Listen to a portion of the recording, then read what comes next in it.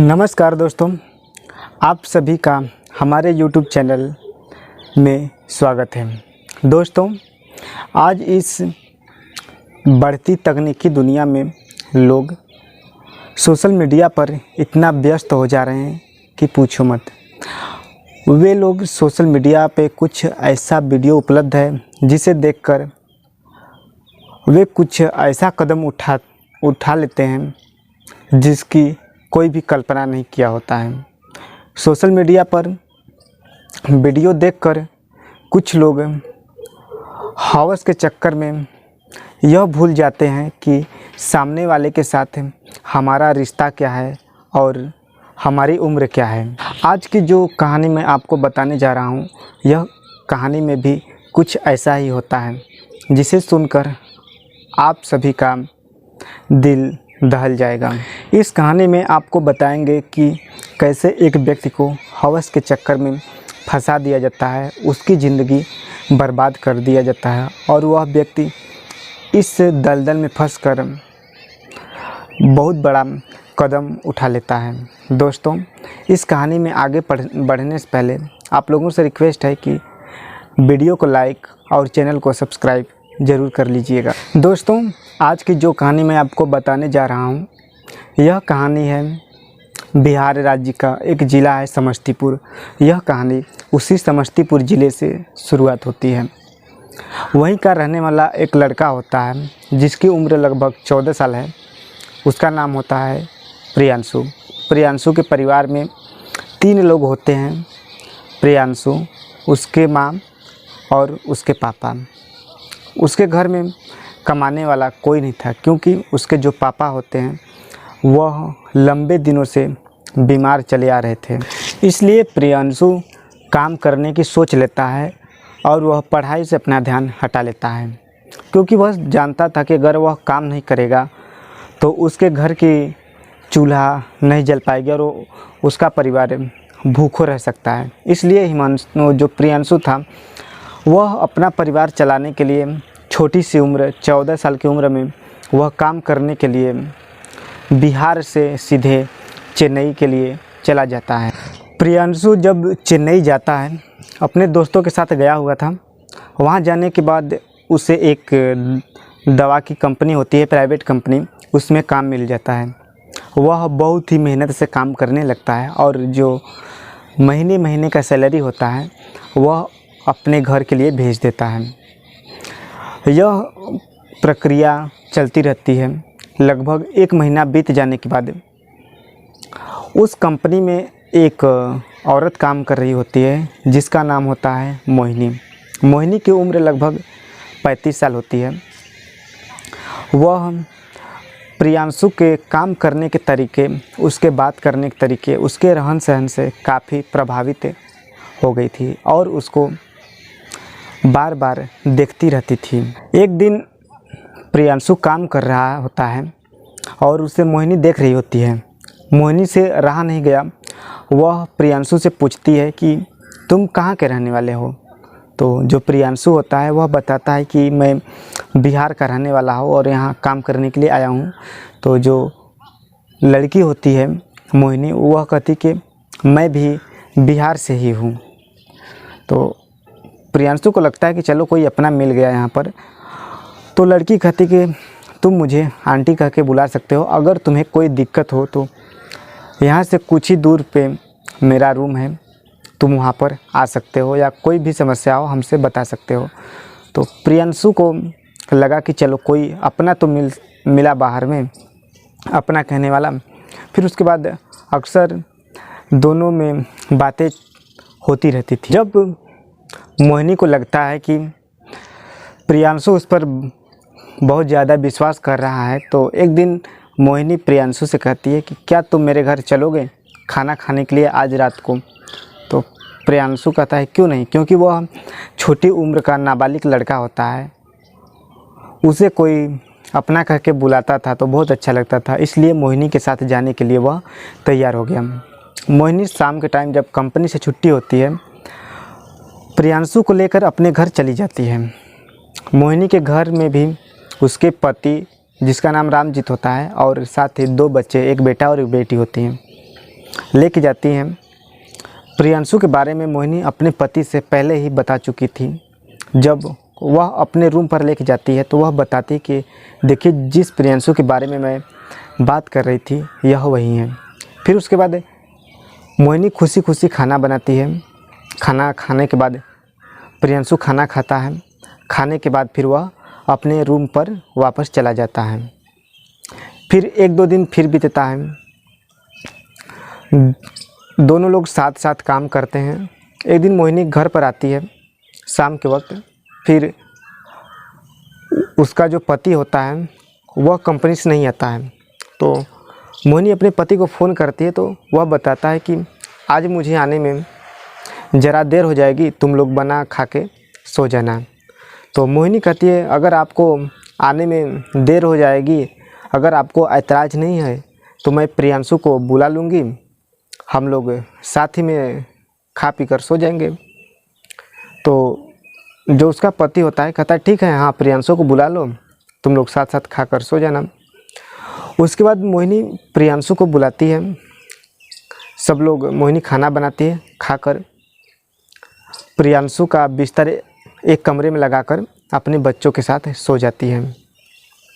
जैसे ही आधी रात बीतती है, मतलब कि लगभग 11-12 बजे का वक्त होता है, मोहिनी अपने बच्चों के कमरों में से उठकर प्रियांशु के कमरे में चली जाती है। वहाँ देखती है कि प्रियांशु बहुत ही गहरी नींद में सो रहा है। मोहिनी प्रियांशु के बिस्तर पर जाकर उसके धीरे धीरे पैर सहलाने लगती है।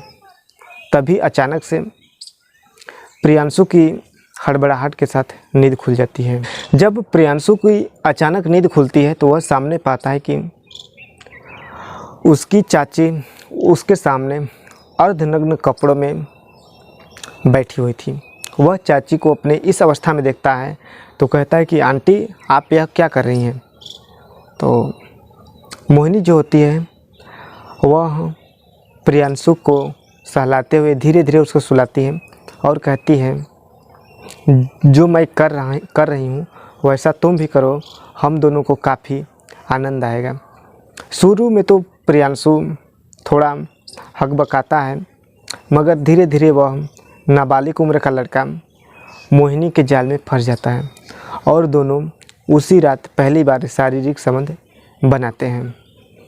उसके बाद सुबह होती है।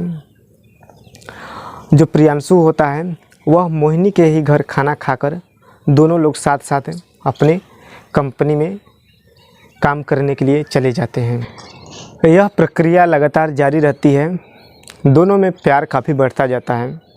हालांकि जो मोहिनी होती है वह उसकी उम्र 35 वर्ष होती है और जो प्रियांशु होता है वह उसकी उम्र मात्र 14 वर्ष की एक नाबालिग लड़का होता है। एक दिन मोहिनी कंपनी न जाकर अपने घर पर ही रहती है और प्रियांशु को भी फ़ोन करके कहती है कि आज तुम कंपनी मत जाना, आज मेरे घर आ जाना।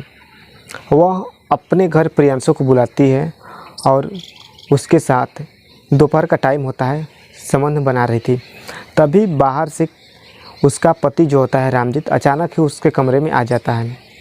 जब दोनों को आपत्तिजनक स्थिति में देखता है थोड़ा सा हड़बड़ा जाता है, लेकिन वह धैर्य से काम लेते हुए दोनों को पास बुलाता है और बैठाता है।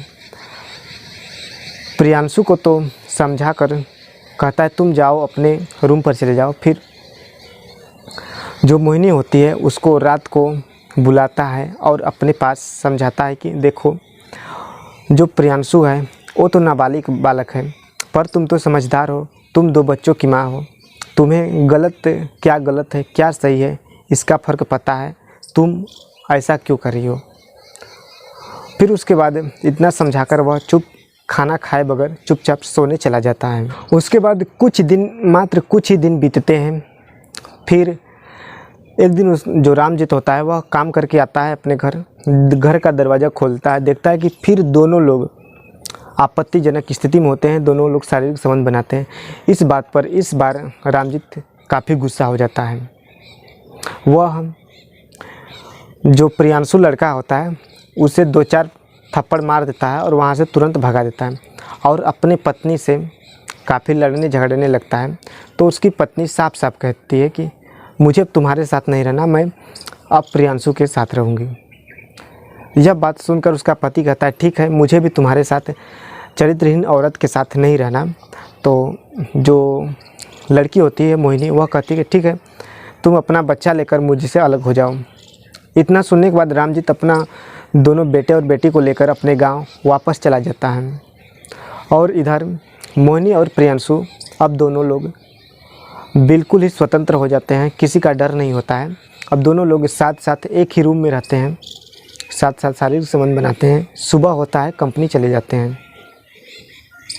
कुछ दिन बीतता है तो मोहिनी जो होती है एक दिन प्रियांशु से कहती है कि अब हम दोनों को शादी कर लेनी चाहिए। इस बात पर प्रियांशु चौकन्ना हो जाता है, कहता है कि मेरी उम्र ही क्या है अभी शादी करने की, अगर मैं शादी भी करूँगा तो तुम जैसे चरित्रहीन औरत से कभी नहीं करूँगा, और तुम्हारी उम्र भी बहुत ज़्यादा हो गई है, मेरे घर वाले कभी नहीं मानेंगे। इस बात पर जो मोहिनी होती है वह गुस्सा हो जाती है, 2-4 थप्पड़ प्रियांशु को मार देती है और कहती है कि तब क्यों मेरे साथ तुम उतना दिन से शारीरिक संबंध बनाते आए हो। तो प्रियांशु काफ़ी परेशान हो जाता है। वह उसको समझाने की कोशिश कर रहा था पर वह मोहिनी समझ ही नहीं रही थी, वह अपनी ही रट लगाई रहती है। फिर उसके बाद दोनों शाम होता है, दोनों लोग खाकर सो जाते हैं। सुबह जो होता है प्रियांशु कहता है कि मैं कंपनी नहीं जाऊंगा, तुम चली जाओ। उसके बाद मोहिनी जाती है, वह रूम पर ही रुक जाता है। रूम पर रुकने के बाद वह जाता है मार्केट में, एक धार जाता है मार्केट से चाकू खरीद कर लाता है और बिस्तर के नीचे छुपा देता है। फिर शाम होती है, मोहिनी आती है काम करके, खाना बनाती है, सोने लगती है। फिर रोज़ की तरह दोनों लोग शारीरिक संबंध बनाने लगते हैं। बनाते वक्त जो मोहिनी होती है वह प्रियांशु से कहती है कि तुम्हें मुझसे शादी ही करनी ही होगी, चाहे कुछ भी हो जाए, क्योंकि तुमने मेरे साथ बहुत दिनों से शारीरिक संबंध बनाते आ रहे हो, इसलिए तुम्हारे कारण मेरा पति और मेरे बच्चे मुझसे दूर हो गए हैं, इसलिए तुम्हें मुझसे शादी करनी होगी। फिर क्या था, प्रियांशु तो दिन में चाकू लाकर बिस्तर में लाकर छुपाया था। वह बिस्तर से चाकू निकालकर एक के बाद लगातार मोहिनी के ऊपर वार करता रहा, जब तक कि मोहिनी के प्राण निकल नहीं गए। उसके बाद प्रियांशु को कुछ समझ में नहीं आ रहा था कि अब करें तो क्या करें, क्योंकि उसे लग रहा था कि वह अब बुरी तरह से फंस चुका है। वह चुपचाप वहाँ जाता है, अपने पहले वाले रूम पर भाग जाता है। उसके बाद सुबह होती है, जब मोहिनी अपने घर से नहीं निकलती है, उसका दरवाज़ा खुला होता है, तो पड़ोसियों को थोड़ा शक होता है। जब पड़ोसी घर के अंदर जाकर देखते हैं तो बिस्तर पर नग्न अवस्था में मोहिनी की शव पड़ी होती है। उसके बाद तुरंत पुलिस को फ़ोन करते हैं। पुलिस आती है, मामले की छानबीन शुरू करती है, तो पता चलता है कि मोहिनी अपने पति और 2 बच्चों के साथ यहाँ पर रहती थी। कुछ दिन पहले उसके पति के साथ उसका झगड़ा हुआ था, उसका पति गांव चला गया है। फिर पुलिस वाले उसके पति को फ़ोन करके बुलाते हैं, तब उसका पति जो होता है पूरा मामला शुरू से लेकर अब तक बता देता है।